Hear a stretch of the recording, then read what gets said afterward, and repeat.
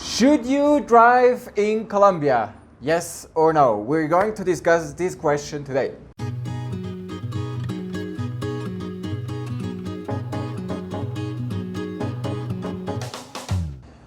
Welcome to Colombia! Today we are hosted by the Hostal Kazu. It's very famous for its breakfast. It's delicious. You have different ones you can choose. They have a bar with lots of sweets, cakes and stuff. Everything fresh made. It's also hostel and they're actually my neighbors. So quite obvious to come here and present them to everybody who's looking for a nice hostel with nice breakfast in La Candelaria, Bogota. Today I'm going to discuss traffic and traffical behavior and driving behavior, everything about traffic and driving in Colombia with you. And I'm not without proof. I'm going to show you some examples that you understand exactly what I mean and that you see examples I experienced on my journeys in Colombia. So to give you a little bit of context, in the last two and a half years, I drove about 40,000 kilometers in Colombia. I have a big car, so that's good, and I also have a dash cam. And I faced some interesting situation, let's phrase it like this. So talking about should you drive or not in Colombia? I had clients, they're coming to Colombia and they wanted to rent a car and drive around themselves. And I said, I don't recommend it.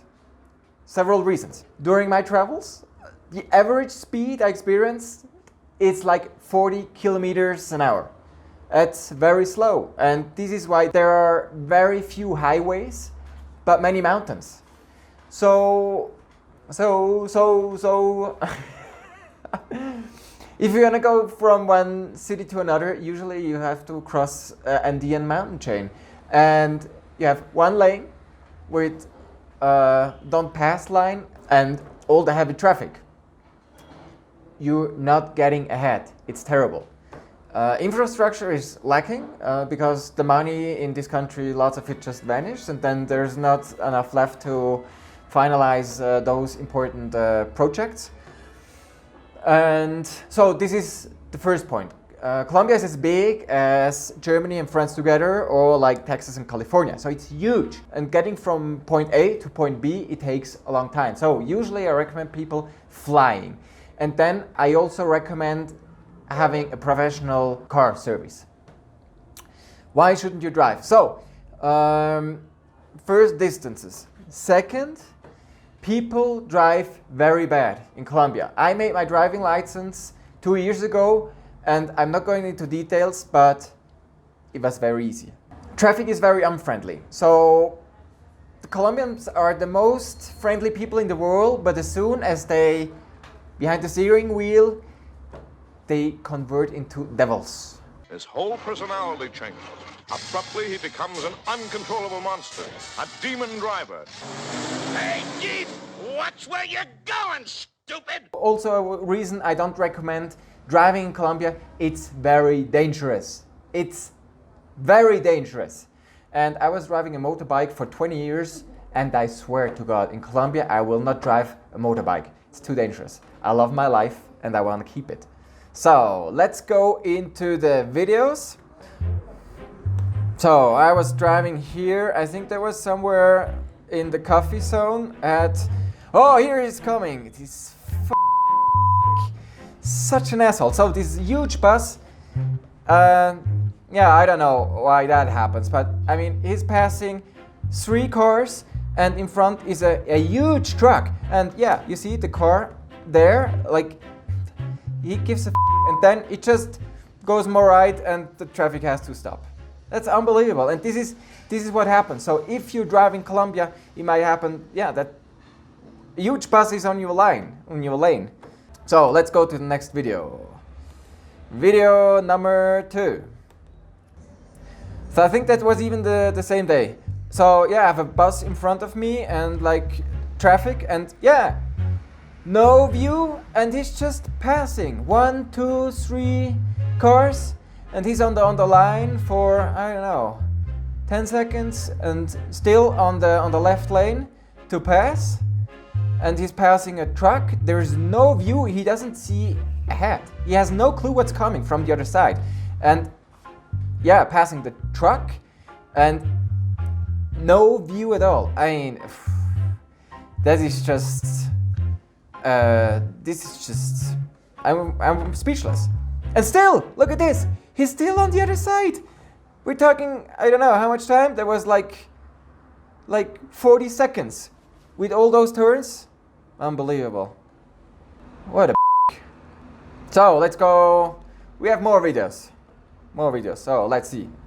So yeah, we have this Audi SUV and yeah, no view before a turn. He tries to pass this huge truck and of course there is traffic coming out of the corner from the other side, huge trucks, and this happens all the time. People do not think.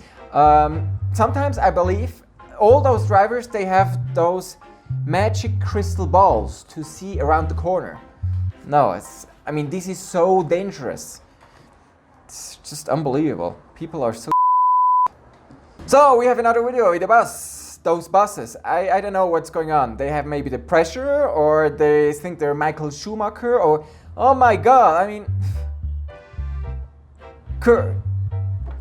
it's unbelievable. And there's another car and no view and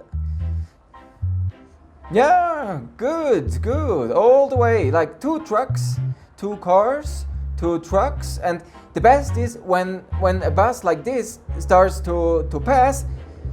Oh, you see, just almost run over a motorbike. So Sam, if you're watching that video, you see what you're risking driving a motorbike all over Colombia. And yeah, of course, and did you see that? The bus, because he had to get on his lane back, cut off the huge truck, and he had to stop.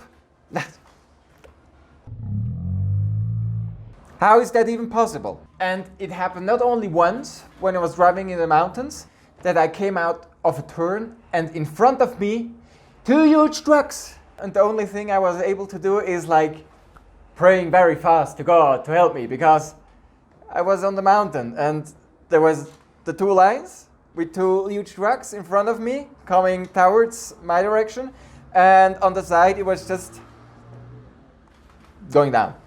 So we have another video, very interesting. Let's see, let's go to the next one. You see, I have many videos, and this is not because I was lucky. This is because it's daily crazy life on the roads. And again, a bus. Why is it always the buses? Okay, I have only the buses. So he's passing a huge truck, and what the hell? And he's braking, and then he's not doing nothing. Yeah, you see, also drivers are totally egoists. They give a shit about the rest of the traffic. They're just thinking themselves. So if they pass somebody, they don't speed up. They just go slowly. They give a f if you behind them also want to pass or need to whatever. So, and least but not last, we showed that already in another video. That was actually my second accident with a motorcycle. That was in the Sierra Nevada de Santa Marta. And we were just on our big trip for 3 weeks, and we were driving towards Minca. And the road is very narrow and it's damaged on the side, so you have to be careful and very slow. So you will see my speed. When I hit the bike, my car is not moving anymore. And check on the angle of that bike. He's like, ooh, can you still see me? he's like on a racing course. So you will see that. So we are driving downwards, and then in this curve, bam! Wow, that was so hard. Wow. And you know what? That was an 18-year-old guy without driving license, with the bike of his dad. And then he said, "Oh, you were driving on my side. What did you do?" The road was like that. So he was blaming me and saying it was my mistake and blah, blah, blah. And I said, you know what? Let's call the police. And you know what happened then? Oh, no, please, not the police, please. just give me 200,000 pesos and I will leave. Gee, don't call the police, please. That was the reaction. So I was talking a lot like negatively about traffic because I'm getting very emotional in traffic. When people drive bad, they drive slow, they do stupid things. But in general, I have to say traffic is fine. But there are some people still, they drive like nuts, they drive bad, and you can drive. I mean, I drove 40,000 kilometers. I'm fine. I like driving in Colombia because this is how I discover the whole country. To me, it's fun. Sometimes not too much. You have to make your mind up by yourself if you want to drive or not. I'm driving. I have to for my business. But I think there are better, but also worse states to drive as Colombia.